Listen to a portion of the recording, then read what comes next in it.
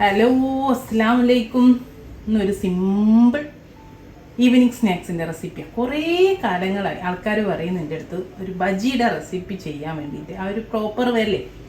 അപ്പം ഞാനിന്ന് 3 ടൈപ്പ് ബജി മുളകാണ് ഉണ്ടാക്കാൻ പോകുന്നത്. നമ്മളെ ബജി മുളകില്ല, മുളക് കൊണ്ട് തന്നെ 3 ടൈപ്പിലുള്ള ബജി. അപ്പം എങ്ങനെ ചെയ്യാൻ നോക്കാം. ബജി മുളക് ഇത് എപ്പോഴൊന്നും ഇവിടെ കിട്ടൂല കേട്ടോ. ഇന്ന് കിട്ടി. ഞാൻ കുറേ കാലം ഇത് ചെയ്യണം, കുറേ ആൾക്കാരെൻ്റെ അടുത്ത് പറഞ്ഞിരുന്നു ചെയ്യണം വിചാരിക്കാം. അപ്പം ഇന്ന് കണ്ടപ്പം പെട്ടെന്ന് വാങ്ങിച്ചാണ്. എല്ലാ സമയത്തും വലിയ മുളക്, ബജി മുളക് എന്ന് പറഞ്ഞിട്ട് വരിക. ഈ ഒരു മുളക് കിട്ടാറില്ല. അപ്പം ഇന്ന് കണ്ടപ്പം പെട്ടെന്ന് വാങ്ങിച്ച് വീഡിയോ ചെയ്യാൻ വിചാരിച്ചാണ്. ഇതുപോലുള്ള ഒരു 10 എണ്ണം എടുത്ത് വെച്ചിട്ടുണ്ട്. നന്നായിട്ട് കഴുകി തുടച്ച് വെച്ചാണ്. ഇനി ഇത് പല വിധത്തിലുണ്ടാക്കാം. ഇതിപ്പോൾ ഇങ്ങനെ നോർമലി ഇങ്ങനെ നമ്മൾ 2ആയിട്ട് കട്ട് ചെയ്തിട്ട് 2 എണ്ണാക്കിയിട്ട് ഒന്നും തന്നെ 2 ബജി ഉണ്ടാക്കാം. ഇത് മൊത്തത്തിൽ ഇങ്ങനെ നമ്മൾ മജിമാവിൽ മുക്കിയിട്ട് പൊരിക്കാം. അല്ലെങ്കിൽ ഇത് നമുക്ക് ഇതൊന്നും ഇങ്ങനെ സ്ലിറ്റ് ഇട്ടിട്ട് ഇങ്ങനെ ഒരു ഭാഗം മാത്രം ഇങ്ങനെ സ്ലിറ്റ് ഇട്ട് കൊടുക്കാം. എന്നിട്ട് നമുക്ക് ഇതിൻ്റെ ഉള്ളിലുള്ള കുരു കളയാം. എന്നിട്ട് ഇതിൻ്റെ ഉള്ളിൽ വേണമെങ്കിൽ നമുക്ക് ചെറിയ മസാല ഒക്കെ നിറച്ചാൽ അത് നല്ല ടേസ്റ്റാണ്. മുളകിൻ്റെ ഉള്ളിലേ മസാല നിറച്ചിട്ട് എന്ത് മസാല ആയാലും ഞാനിപ്പോൾ 2ഉം കാണിച്ചു തരാം. കുറച്ച് മസാല ഇട്ടിട്ടും പൊരിക്കാം. നമുക്ക് മസാല ഒക്കെ ഫില്ല് ചെയ്തിട്ട് സ്റ്റഫ്ഡ് ബജിയും ആക്കാം, കുറച്ച് നോർമൽ ബജിയും ഉണ്ടാക്കാം.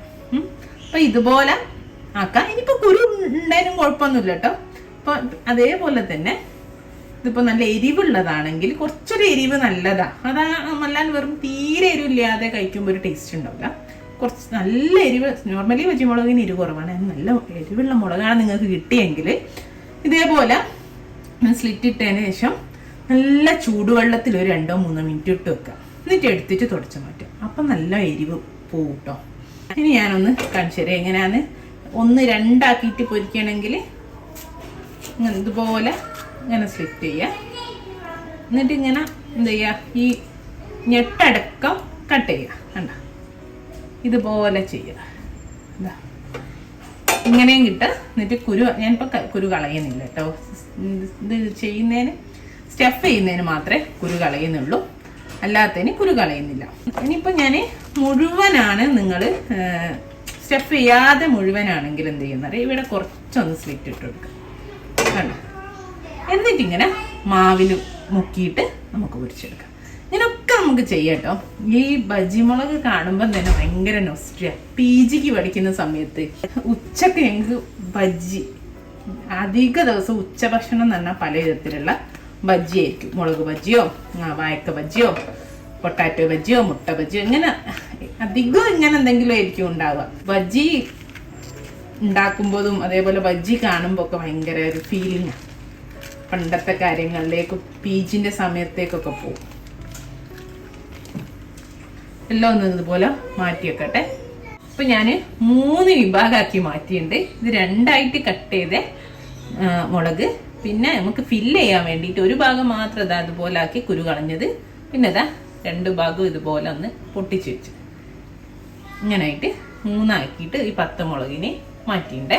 ഇനി നമുക്ക് ബജിക്ക് വേണ്ട ബാറ്റർ ഉണ്ടാക്കാം. ഞാനിതാ ഒരു ഗ്ലാസ് ബൗൾ എടുത്ത് വെച്ചിട്ടുണ്ട് മാവ് ഉണ്ടാക്കാൻ വേണ്ടിയിട്ട്.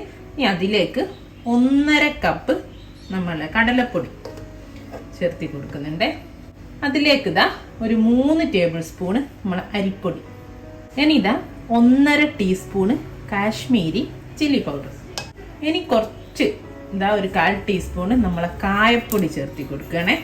അപ്പം നല്ലൊരു ഫ്ലേവർ ആയിരിക്കും. ഒരു 1/4 ടീസ്പൂണ് നമ്മളെ സോഡാപ്പൊടി, ബേക്കിംഗ് സോഡ. ഓക്കെ, 1/4 ടീസ്പൂണേ ചേർക്കാവേ, കൂടുതൽ ചേർക്കരുത്. ഇനിതാ 1/2 ടീസ്പൂണ് ഉപ്പ് ചേർത്തി കൊടുക്കേണ്ട. ഉപ്പ് നമുക്ക് ബാറ്റർ ആക്കിയതിന് ശേഷം നോക്കിയിട്ട് വേണേ പിന്നെയും ചേർക്കാം. ഇനി ഞാനിവിടെ ഒരു 1/2 കപ്പ് വെള്ളം എടുത്ത് വെച്ചിട്ടുണ്ട്. നമുക്ക് നോക്കാം എത്ര വെള്ളം വേണ്ടി വരുന്നേ. ഒരു 1/4 കപ്പ് വെള്ളം ആദ്യം ഒഴിച്ചിട്ട് കട്ട കെട്ടാതെ നമുക്ക് ഒന്ന് മിക്സ് ചെയ്തെടുക്കാം. നല്ലൊരു ഇഡ്ഡലി ബാറ്ററൊക്കെ അല്ലേ, ആ ഒരു പരുവത്തിലുള്ള ഒരു ബാറ്റർ ആട്ടോ വേണ്ടിയത്. കണ്ടോ, ഈ ഒരു പരുവത്തിലാണ്. ഏകദേശം കറക്റ്റ് പറഞ്ഞാൽ ഒരു 1.25 കപ്പോളം വെള്ളം ഒഴിച്ചു കേട്ടോ. കട്ടല്ലാതെ നന്നായിട്ട് ആക്കിയെടുക്കണേ ഇഡ്ഡലി ബാറ്റർ. ഇനിയിപ്പോൾ അതെങ്ങനെയാണ് ചെക്ക് ചെയ്യാന്ന് വെച്ചാൽ ഇതുപോലെ ഒരു സ്പൂൺ എടുക്കുക, ഡിപ്പ് ചെയ്യുക. ഡിപ്പ് ചെയ്തെടുത്താൽ ഇതുപോലെ കവർ ചെയ്ത് നിൽക്കണം. കണ്ടോ, സ്പൂണിൻ്റെ മേലെ ഇതുപോലെ നമ്മൾ മുളകിട്ടാൽ ഇതിങ്ങനെ പോലെ കവർ ചെയ്ത് കിട്ടണം. അപ്പം ഇതാണ് ഇതിൻ്റെ ഒരു കണക്ക് എന്ന് പറഞ്ഞാൽ വെള്ളത്തിൻ്റെ. ഇതിലധികം ലൂസായിരുന്നേ. അപ്പം ഇതുമ്പോൾ നിൽക്കൂല. കണ്ട് ഇതിപ്പോഴും നിൽക്കുന്നുണ്ട്. നിൽക്കാതെ എന്ത് ചെയ്യുന്നറിയോ, അങ്ങ് ഒഴുകിപ്പോവും. അപ്പം മുളകുമ്പോൾ നമ്മുടെ മാവ് പിടിക്കില്ല. അത് ശരിക്കും അവർ കൈ വെച്ചിട്ടിട്ടാണ് ചെയ്യുക. നന്നായി കൈ വെച്ചിട്ട് മിക്സ് ആക്കും, ലംസ് ഇല്ലാതെ. മാവ് ഇവിടെ റെഡിയാണേ. ഇതിവിടെ മാറ്റിയേക്കാം. ഇനി ഇതാ ഞാനൊരു മുട്ട മസാല ഉണ്ടാക്കിയിട്ടുണ്ടേ. നിങ്ങൾക്ക് ഏത് മസാല വേണമെങ്കിലും കൊടുക്കട്ടോ. ഞാൻ പറഞ്ഞല്ലോ ഒരു 4-5 എണ്ണം ഞാൻ മാറ്റി വെച്ചിട്ടുണ്ട്. മസാലക്ക് ഇത് ജസ്റ്റ് ഉള്ളിയും ഇഞ്ചിയും പച്ചമുളകും വഴറ്റിയിട്ട് മുട്ട പുഴുങ്ങിയത് ചെറുതായിട്ട് അരിഞ്ഞിട്ടതാണേ. കണ്ടോ, നമ്മൾ സാധാരണ ഉണ്ടാക്കാറില്ലേ മുട്ടൻ്റെ തന്നെ ഫില്ല് ചെയ്തിട്ടൊക്കെ ചെയ്യല്. ഞാൻ മുട്ട വട ഉണ്ടാക്കിയിരുന്നു അന്നപ്പോൾ ചെയ്തിട്ട് ആ ഒരു കൂട്ട് തന്നെ കുറച്ച് ഓയിൽ വഴറ്റിയെടുത്തു എന്ന് മാത്രം.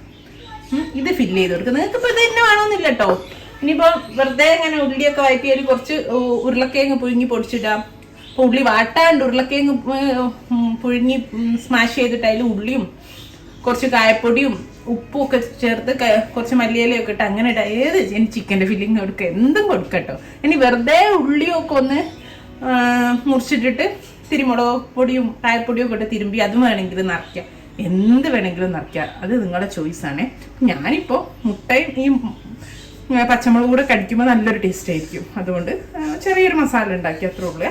നേരത്തെ ഫില്ല് ചെയ്യാൻ വേണ്ടി റെഡിയാക്കി വെച്ചതിൻ്റെ ഉള്ളിലേക്ക് ഈ മുട്ടൻ്റെ മസാല കുറേശ്ശെ എടുത്ത് ഫില്ല് ചെയ്ത് കൊടുക്കുക.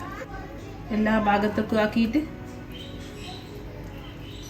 എന്നിട്ട് ക്ലോസ്. അധികം ഒന്നും വേണമെന്നില്ല കേട്ടോ. ആവശ്യത്തിനനുസരിച്ച് ഫില്ല് ചെയ്തിട്ട് ക്ലോസ് ചെയ്ത് നിൽക്കുന്ന രീതിയിൽ കണ്ടോ. ഇതുപോലെ ആക്കിയെടുക്കട്ടെ എല്ലാം. ബാക്കിയുള്ളൊന്നും ചെയ്യാനില്ല കേട്ടോ. മസാല തേക്കുന്ന ഫില്ല് ചെയ്യുന്നത് മാത്രമേ ഞാൻ പറഞ്ഞു.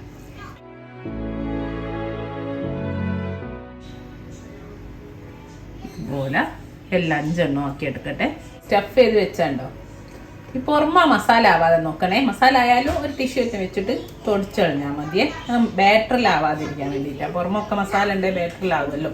ഓയിൽ ഡീപ് ഫ്രൈ ചെയ്യാൻ വേണ്ടിയിട്ട് കുറച്ചധികം ഓയിലുണ്ട്. ചെറിയ പാത്രം വെച്ചാൽ മതി. അപ്പോൾ ഓയിൽ ഇങ്ങനെ നന്നായിട്ട് നിൽക്കുമല്ലോ, അല്ലെങ്കിൽ ഓയിൽ പരന്നോളൂ. നല്ല മുങ്ങി പൊരിയണല്ലോ. അപ്പോൾ അതിന് വേണ്ടിയിട്ട് ഓയിൽ ചൂടാകാൻ വെച്ചിട്ടുണ്ട്. ഇപ്പം നമ്മുടെ എണ്ണ ഒക്കെ നന്നായിട്ട് ചൂടായി വരുന്നുണ്ട്. നമ്മൾ മുളക് എടുത്തിട്ട് ബാറ്ററിൽ മുക്കണ്ട. നല്ല ആദ്യം നന്നായിട്ട് എണ്ണ ചൂടാക്കുക, പിന്നെ ഒന്ന് മീഡിയം ഫ്ലെയിമിലേക്ക് വെച്ചെടുക്കുക. കണ്ട ഈ നെട്ടിൽ പിടിക്കുന്നതുകൊണ്ട് പിടിക്കാനും സുഖം. ഇങ്ങോട്ടിതാ നമുക്ക് ഓയിലേക്ക് വെച്ചെടുക്കാം.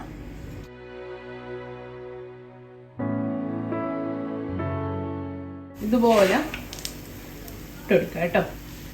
ഫില്ല് ചെയ്തിട്ടുള്ള മുളക് പൊരിക്കുമ്പോൾ എല്ലാം ഒരുപോലെ തന്നെ ഉണ്ടാവും കേട്ടോ. കണ്ടോ, വലിയ വ്യത്യാസമൊന്നും ഉണ്ടാവില്ല കാണുമ്പോൾ. ചിലത് സ്റ്റഫ് ചെയ്തേക്കും, ചിലത് സ്റ്റഫ് ചെയ്യാത്തതായിരിക്കും, നോർമലി ആയിരിക്കും. പക്ഷെ ആ മുളക് ഇങ്ങനെ പൊരിഞ്ഞു വന്നാൽ വല്ലാത്തൊരു ടേസ്റ്റ് കേട്ടോ.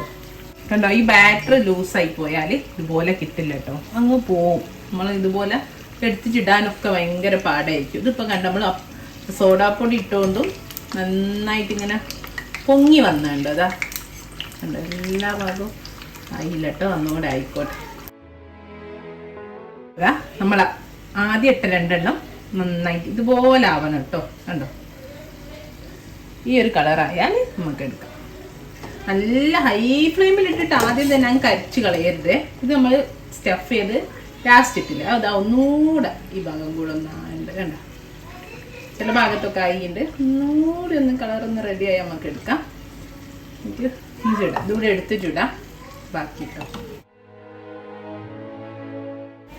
നല്ല അടിപൊളി ബജ്ജി ഉണ്ടോ. ഇനി നമുക്ക് കട്ട് ചെയ്ത് പൊരിക്കാം. കട്ട് ചെയ്തു അറിയൊന്നുമില്ല കേട്ടോ. പൊരിച്ചു കഴിഞ്ഞാൽ കട്ട് ചെയ്താണെന്നൊന്നും നമ്മൾ അറിയൊന്നുമില്ല. കണ്ടോ, കവർ ചെയ്ത് നിൽക്കുന്ന വീട്ടിലൊക്കെ കുറേ ആണ്ട്. അതേപോലെ ബജ്ജിമുളക് കുറവാക്കാണെങ്കിൽ ഇപ്പോൾ എന്ത് ചെയ്യുക, ഇതുപോലെ കട്ട് ചെയ്തിട്ടിട്ടാൽ മതി.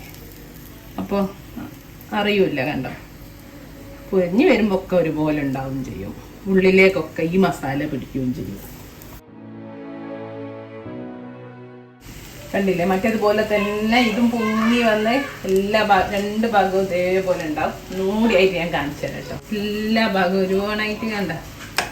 അപ്പോൾ മനസ്സിലാവുന്ന പോലും ഇല്ല അല്ലേ കട്ട് ചെയ്തതാണ് എന്ന്. എന്താ പറഞ്ഞ് കട്ട് ചെയ്തിട്ടാലും നല്ലതാണ്. എങ്ങനെ വേണമെങ്കിലും നിങ്ങൾക്ക് ഇഷ്ടമുള്ള പോലെ ചെയ്യാറില്ല. ഞാനിതെല്ലാം ഇനി ഒന്ന് ബാക്കിയുള്ളത് എല്ലാം ക്ലിയർ ആയില്ലേ, ബാക്കിയുള്ളത് നന്നായിട്ട് പൊരിച്ചു പോരട്ടെ. അപ്പം നമ്മളെല്ലാ ബജ്ജി ഇവിടെ റെഡിയാണ്. ഇത്രേ ഉള്ളൂ, സിമ്പിളാണ്, നല്ല അടിപൊളി ഒരു ഈവനിങ് സ്നാക്സ് ആണ്, പെട്ടെന്ന് ഉണ്ടാക്കാം. അപ്പം എല്ലാവരും ട്രൈ ചെയ്യുക. ഇൻഷാ അല്ലാഹ് നല്ലൊരു വീഡിയോ ആയിട്ട് നമുക്ക് വീണ്ടും കാണാം. താങ്ക്